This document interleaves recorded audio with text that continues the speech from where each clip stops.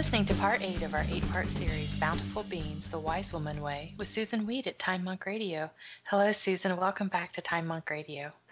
Hi, Gemini. Wow, it's hard to believe that we have spent 2 months talking about beans. Actually, with our little vacation, it spans 3 months, and yet beans are so important to human beings. And, in fact, we could go on and on and on talking about beans. Were you surprised last week to learn that carob was a bean? I was, actually. Yes. Have you ever seen a carob pod? You know, I am not sure that I have. Yeah, many people haven't. They've seen carob powdered, and they've seen carob chunks. Yes. But they haven't ever seen the actual pod, because if you saw the actual pod, you would go, bean. You know, what were we talking about? We were talking about the fava bean that laughed so hard it split its sides, right? Right. And this is the characteristic of beans, is that they're in a pod which splits at the sides. Think about peas. Think about shell beans. So if you saw this carob pod hanging down off the tree, you would go, can trees be in the bean family? And I would have to say to you, yes, indeed, trees are in the bean family. And not just the carob tree, but also the mesquite tree. Have you ever lived anywhere where there are mesquite trees? I don't think I have. They're in the desert Southwest. And they're very drought adapted. We were talking about that with the fava beans. There are species and genuses within the bean family that are adapted to every kind of soil on the planet, whether it's an acid soil or an alkaline soil, a dry soil or a wet soil, a sandy soil or a clayey soil, a soil that has been contaminated with salt, or a soil that's wonderful. Beans know how to thrive. Beans know how to grow. Beans know how to get the work done. Beans offer lots and lots and lots to us, but they are not by any means a free ride. We have been talking about beans' ability to do a variety of things, and it wouldn't be fair to not talk about beans' ability to harm us. As a matter of fact, out where mesquite grows, when I first lived in the desert Southwest, I was told that you could not eat mesquite beans. And people confuse them with a plant that I think can make you sick, which is called loco weed.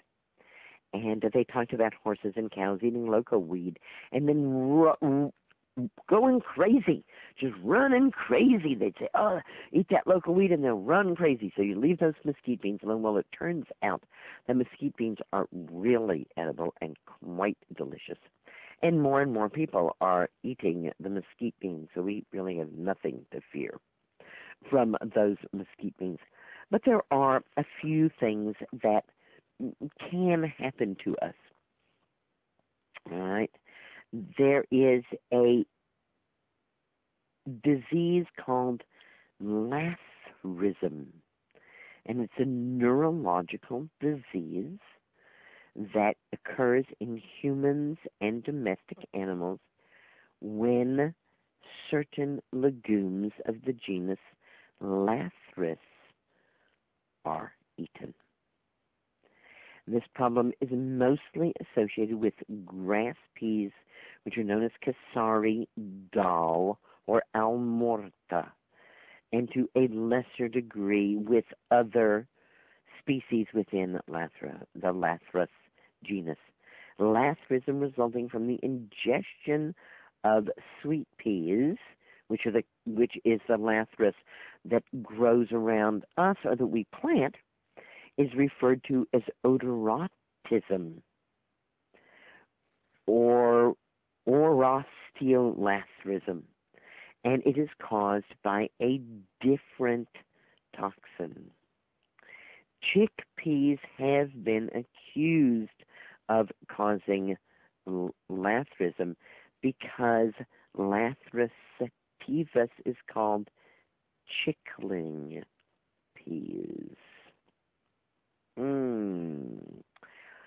Chickling peas are not chickpeas. Chickpeas do not cause lathyrism,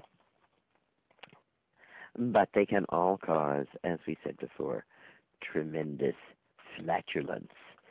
Here's a bean that usually doesn't cause flatulence, and it's called the peanut.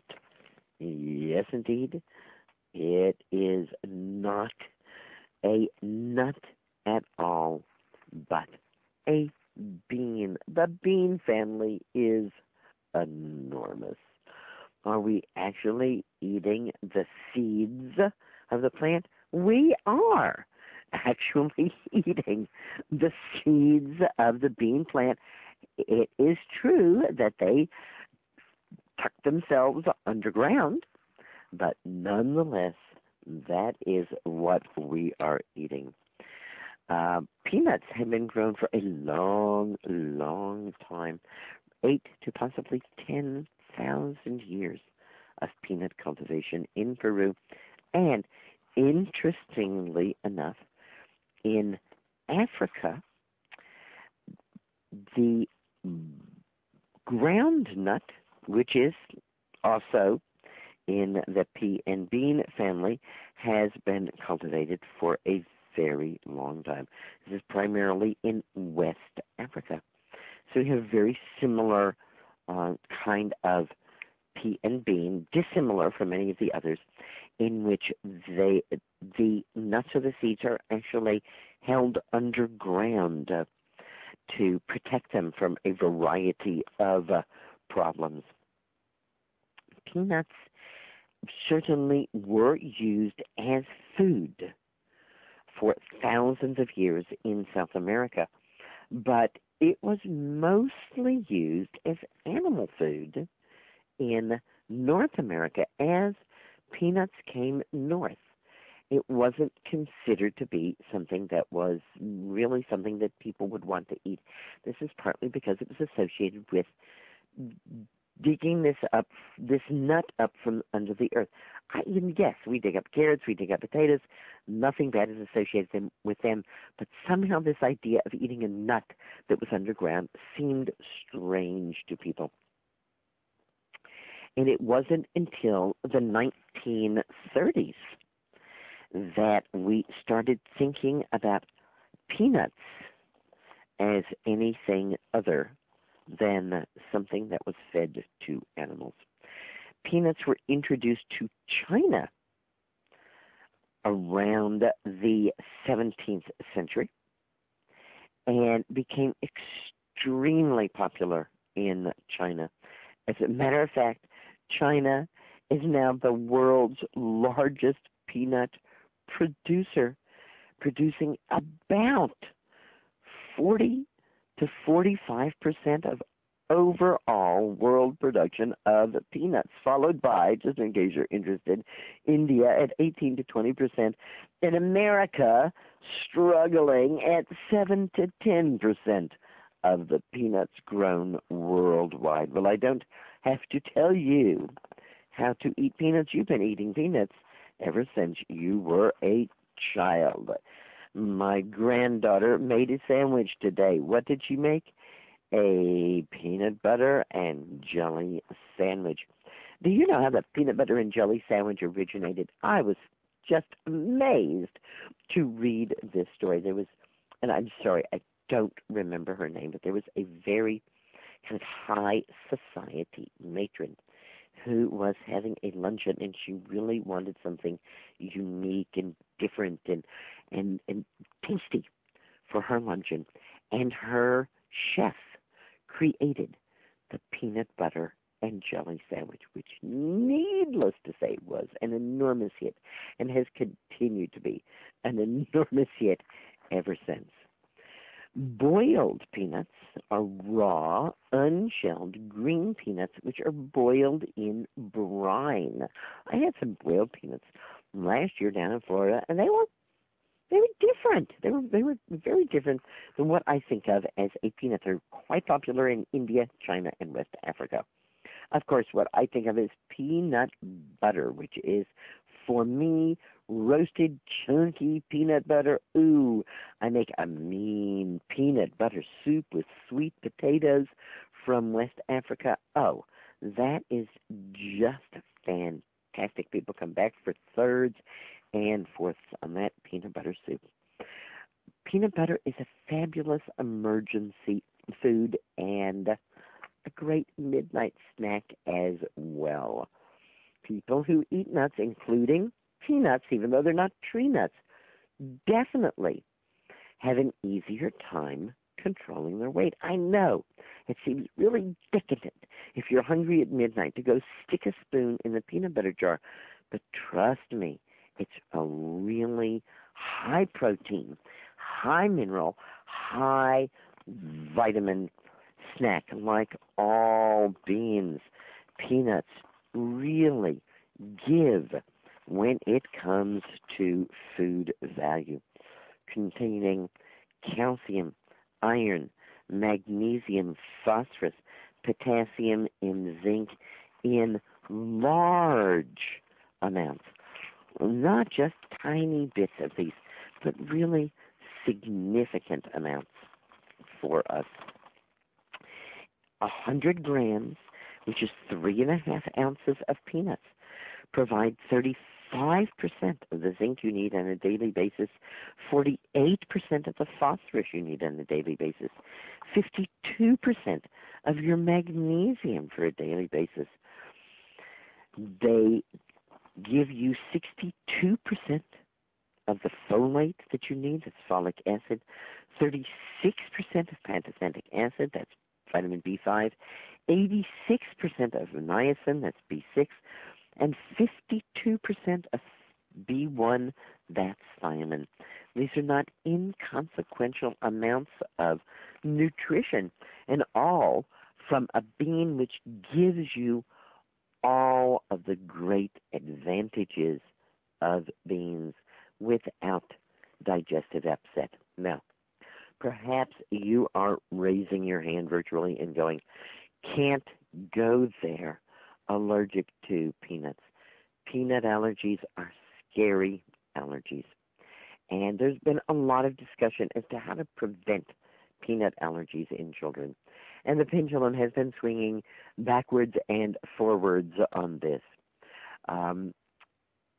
The current scientific opinion, backed up by some pretty interesting studies, is that the sooner that peanuts are introduced into the child's diet, the less likely the child is to have an allergic reaction. As I said, the pendulum has been swinging for quite a long time. Parents were told, don't let your child eat peanuts until they're at least a year old. And now they're being told just the opposite. A child like peanuts or peanut butter, it is just fine for that child to have it at the earliest possible age. Peanut oil is available, and peanut oil has a mild flavor, a high smoke point, and high monounsaturated content. Peanut flour is coming into its own as a gluten-free alternative. Chickpea flour, fava bean flour, peanut flour, these are flours that are used throughout the world, not instead of wheat, but in addition to that, to extend and give variety to a great number of dishes. Of course, we all like dry roasted peanuts, salted peanuts, and peanut brittle. And did I forget to tell you that peanut butter soup that I was bragging on? There's a recipe found in the southern United States that claims to be 400 years old for peanut butter soup. Peanuts fight malnutrition. High protein, high energy, and high nutrient peanut-based paste. Not quite peanut butter, but peanut paste is used for famine relief by the World Health Organization, UNICEF, and Doctors Without Borders. Peanuts, like soy, can be made into a lactose-free, milk-like beverage. Peanut tops are used for hay, and what a good hay it is. The low-grade peanuts that are not suitable for, those nice peanuts that we eat, those are the ones that are used for peanut oil. And the oil cake meal, which is the residue from pressing peanut oil or from chemically extracting it, is used as an animal feed and as a soil fertilizer. Peanuts provide over 30 essential nutrients and have more protein than true nuts, being about 25% protein. That's one of the characteristics of the plants in the family, isn't it? They're very high in protein. Recent research on peanuts has found some strange, new, wonderful antioxidants.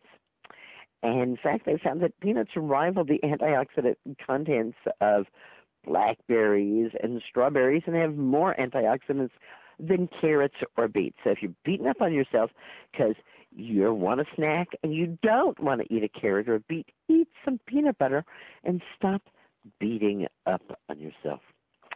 Research published in the journal Food Chemistry shows that peanuts contain high concentration of those antioxidant polyphenols, primarily p-coumaric acid, and they found that roasting increases peanuts' p-coumaric acid levels and boosts overall antioxidant content by as much as 22%.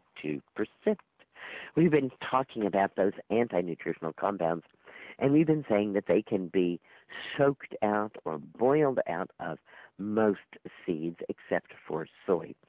And what we are finding with peanuts is that roasting is another way to get rid of these anti-nutritional qualities. This not only directly boosts the antioxidant level of the peanuts, and this is almost always true, that heating or cooking food is going to boost antioxidant levels in that food, but also that the nutrition of the peanut is going to have a far better time getting into the body after the peanut has been roasted. I shudder when I see people eating raw peanut butter or raw peanuts. This is certainly not a kind or healthy thing to do to our bodies. Peanuts are a significant source of resveratrol, a chemical that is associated with, but not proven to cause, a reduction in the risk of cardiovascular disease and cancer. Resveratrol, of course, you've heard about because it's in grapes and wine. And, we had the French paradox. Oh, they eat all this, fatty food, and all this food, but they don't have heart attacks. What is it? It is the wine. And then, of course, science.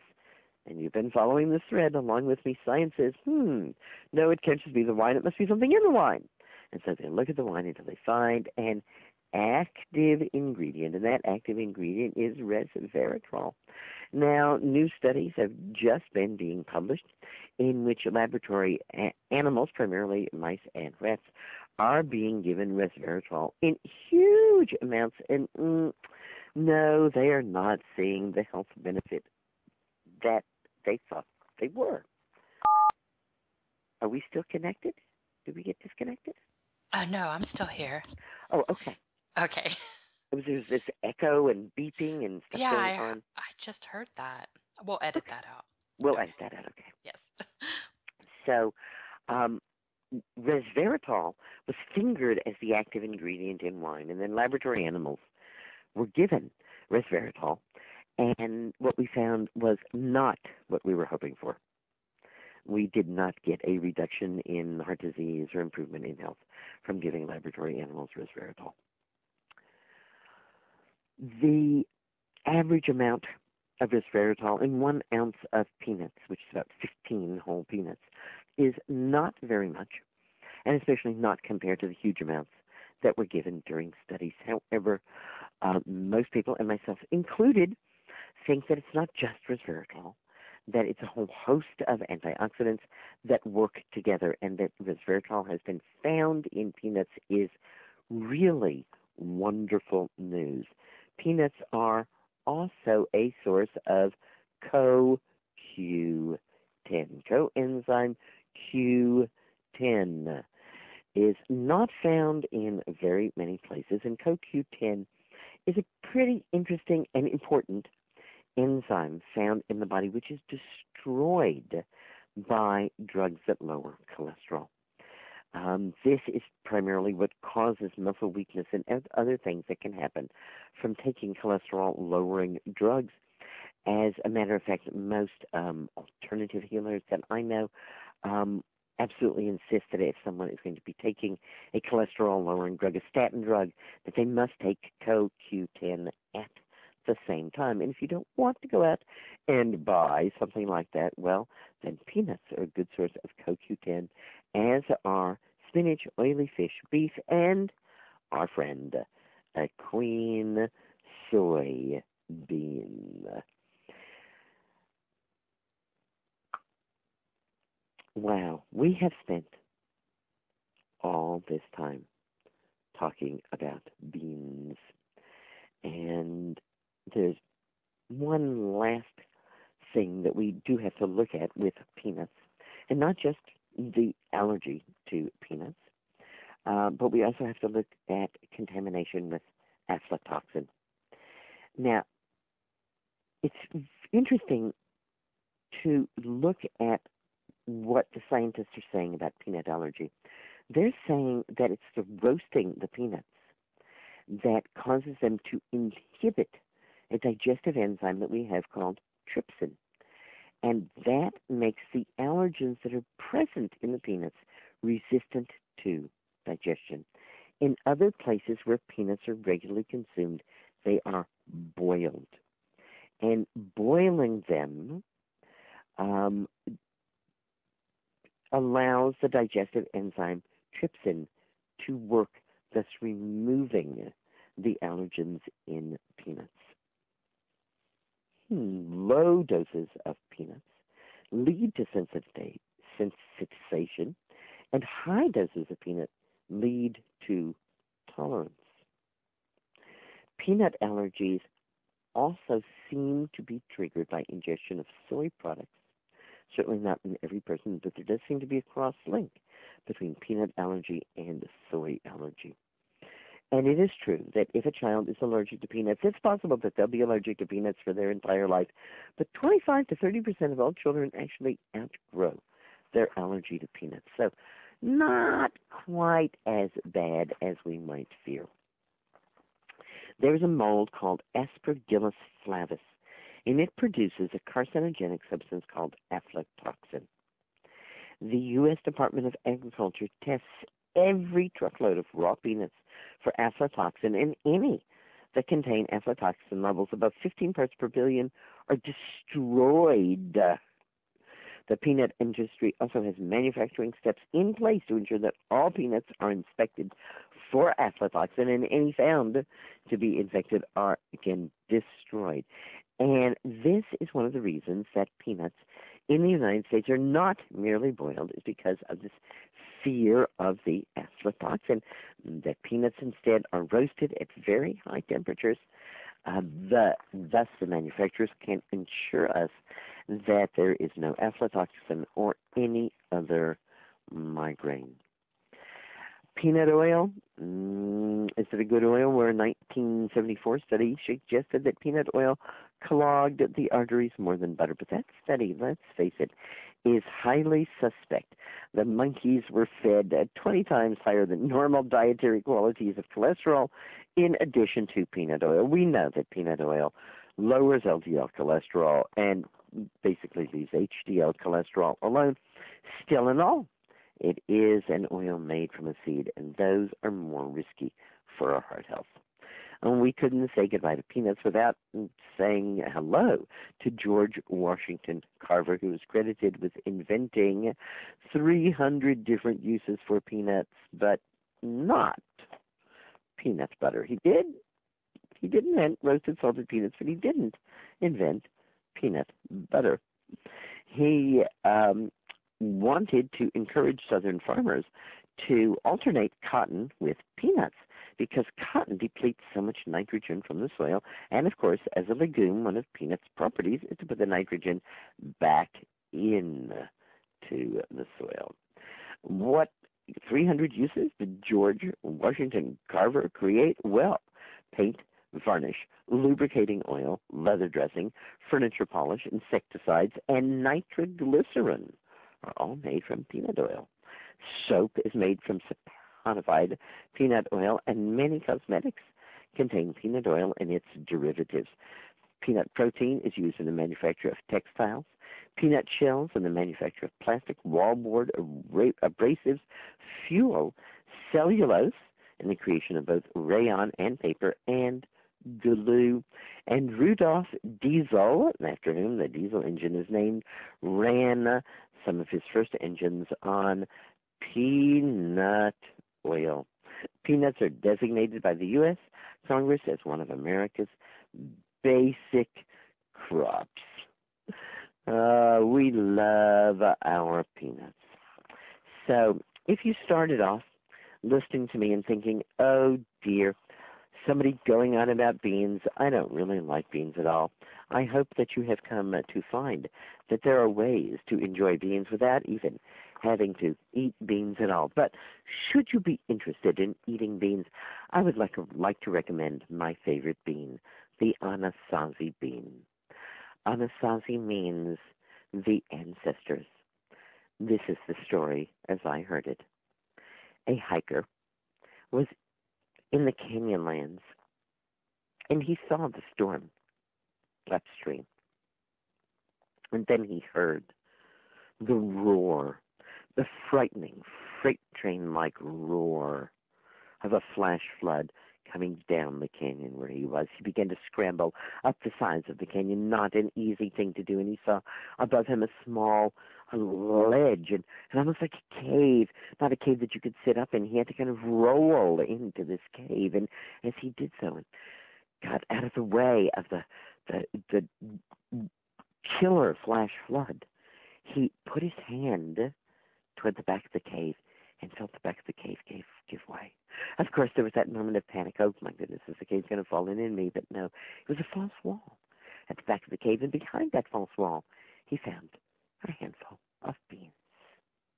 He put these beans in his pocket, and he continued on his hike. And when he got back to the ranger station, he showed the beans to the ranger and told the ranger how he had found them. And the ranger was given some of the beans and was soon able to say that beans like those had never been seen. Had no idea where this bean had come from. And this, indeed, is why they were named Anasazi beans, because this was the area where the Anasazi lived. And so perhaps they had stashed these beans. Perhaps they were meant to be seeds. Perhaps it was a time capsule. Perhaps they knew that someone someday would indeed find these Anasazi beans, because that handful of beans was planted and grew up into many Anasazi beans, which were then planted. And you and I and all of us can walk to our health food store and say, I'd like some Anasazi beans, please. I'd like some beans of the ancestors. They are one of the most flavorful beans I have ever eaten. And I don't know, maybe it's true and maybe it isn't, but they seem to give people less gas problems than other beans as well. Beans, the magical fruit. Beans are wonderful for us. Beans are wonderful for our hearts. Beans lower blood pressure. The American Diabetes Association, the American Heart Association, and the American Cancer Society say that beans and legumes are key to preventing disease and optimizing health. Dietary guidelines for Americans developed by the U.S. Department of Health and Human Services recommend 3 cups of cooked legumes per week. That's half a cup on a daily basis. If you drink a quart of red clover infusion a week and had a serving of hummus, you have done a very healthy thing and completed your beans for the week. This is Susan Weed here at Time Monk Radio, wishing you all green, bountiful, beanie blessings. Thank you, Jebediah. Thank you, Susan. This concludes part 8 of our 8-part series, Bountiful Beans with Susan Weed at Time Monk Radio.